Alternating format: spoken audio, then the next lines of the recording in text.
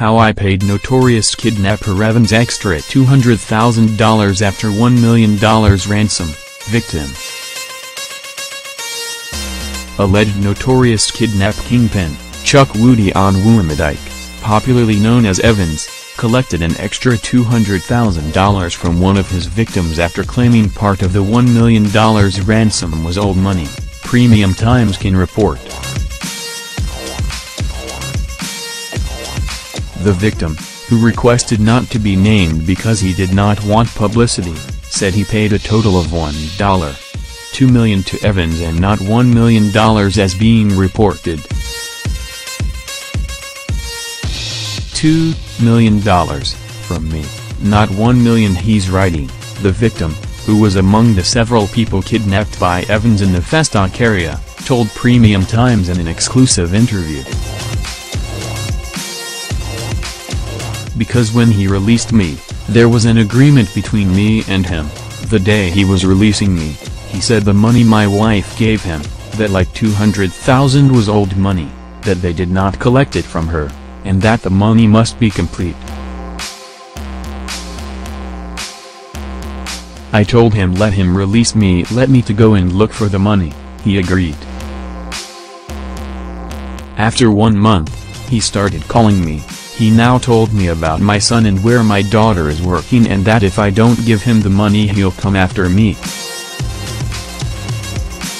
Rather than go through that trauma again, I sent the money to him at Queen's Suite, a hotel in Oka, Anambra State. Evans, 36, was arrested on June 10 at his posh Magodo home in Lagos, marking an end to a manhunt by law enforcement agencies that lasted about 5 years.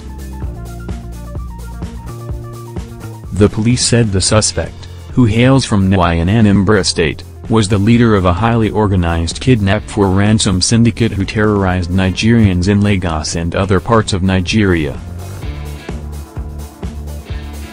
He was first declared wanted in August 2013. After he allegedly masterminded the attempted kidnap of Vincent Obianodo, the owner of Young Shall Grow Motors, in Festock town. 1 police officer and 3 kidnappers died in the failed attempt. The police linked Evans to the kidnap of at least 12 people in Lagos over the past 4 years, collecting ransoms running into billions of naira. Last weekend, the suspect's wife, Akina Onwuamadike, pleaded with Nigerian authorities to spare her husband's life. The victim, who spoke to Premium Times, said he paid the extra $200,000 to Evans through his wife, who traveled to Anambra State to make the payment. He told my wife to lodge at Queen's Suites, Oka. Even while going there people will tell you if you ask where is the road to Queen's Suites, they will tell you you're going to Kidnapper's hotel. I wonder why Anambra State government has not brought that hotel down, because almost all the people he kidnapped from Festock, one way or the other, he will tell him to go to Queen's Suites. He doesn't come to Queen's Suite, they don't pay the money in Queen's Suite, but he will make sure you sleep in Queen's Suite as a must. In the night he will now call you inside the bush, within the embassy and Ozubulu, and collect the money.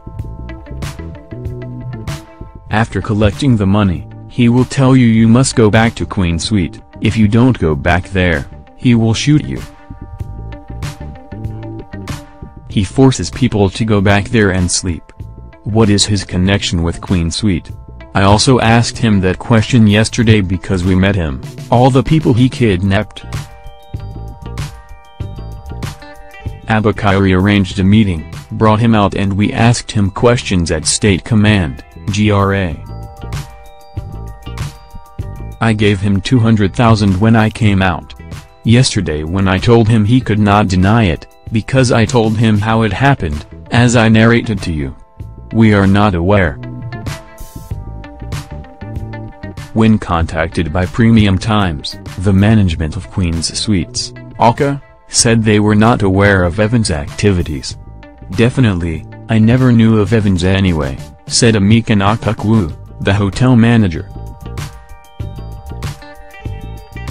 Secondly, I never know if he has any ransom that they normally come to pay here. If there is anybody that is coming here to lodge, it's just for the person's safety. I am here for the safety of anybody.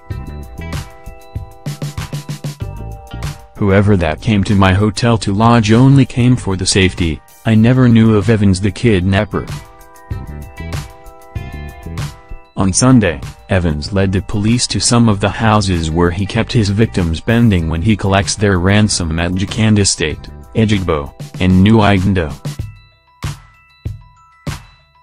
The team were unable to visit the third location, reportedly at Gowan Estate, Igbeta.